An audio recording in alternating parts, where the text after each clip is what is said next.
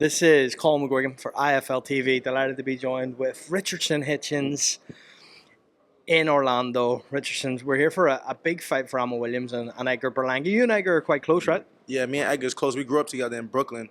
Edgar was one of the guys that was in the sport a little longer than me as a kid, so I picked up a lot of things coming up from him. We was in the gym a lot, and that's somebody I know my whole life growing up. What do you think about his situation with Eddie Hearn? Obviously, Eddie's your promoter. He's a little bit of back and forth with him. What do you make of the situation between him and Eddie? I just feel like the situation is Edgar believing in star power. You know what I'm saying? Edgar believe that he's one of the faces of the sport, and I feel like he kind of feel like played a little bit. They put him co-main event and stuff like that. But it is what it is. He's still has a big opportunity. I'm pretty sure he's still making good money, and whatever you want to do with his career, whether it's with Eddie or without Eddie, I wish him the best. We obviously seen Jal Hackett fall off this card late last night. What do you make of that? That's tough. I was thinking about it. I'm like, now I know he want that rematch to get that victory back. Now, what if his opponent go off and fight somebody else and lose? It'll kind of take away from the rematch. So hopefully, everything works out well for him. I wish Jalil the best too. Richardson, I want to ask you, what's it like life as a world champion for you now? Obviously, things changed. I remember speaking to you straight after you got that win, and you're not someone that really shows your emotion quite often, but you were really emotional. What's the last couple of months been like? Life as a world champion, I'm just really focused mentally on just becoming a better fighter, a better person, and securing my future. A lot more attention now, but it comes with the territory. This is something I always work for and dream about, so it is what it is. What's it like for all those little kids in Brooklyn, all those kids that are looking up on, you know what, like Africa's the world champion now? Yeah, a lot of them just like, they see me in the gym. I still be in the gym sparring them. I still be in the gym working with the same guys that, they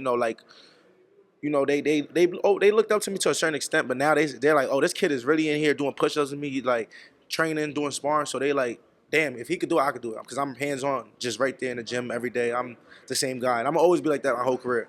There's a big fight in Sydney next week. George Kambosos, you two have had a war of words for some time now. You hoping he wins this fight? No, yeah, I hope George win this fight. I think George is a top guy in the sport. He, like a lot of guys, we try to play him. Sometimes I throw my shots at him on social media. But this is a guy that he been in the ring with some of the best in the sport. You know what I'm saying? So in order for me to share the ring with him, I'm gonna have to be 100%, and it's gonna be a great opportunity to see if I belong at that top level, to see if I am one of the guys that I say I am. George he kind of have no respect for me in a sort of sense where it's like I've been in the ring with guys with a way bigger name than you. Like, who are you? So it's my job to introduce to him and the world who Richardson Hitchins is.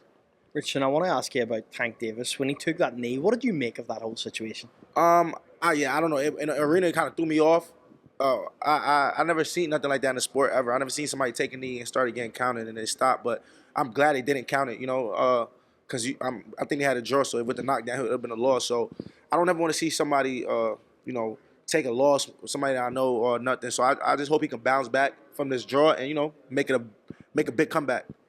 That comeback, Shakur Stevenson, Tank Davis, you want to see it? Yeah, I want to see it, but I really do want to see him in Lamont first. For sure, I want to see him in Lamont rematch, and I want to see him take care of unfinished business, and then hopefully him and Shakur or him and Lomachenko. I don't know if Lomachenko retired, but he could get another big fight.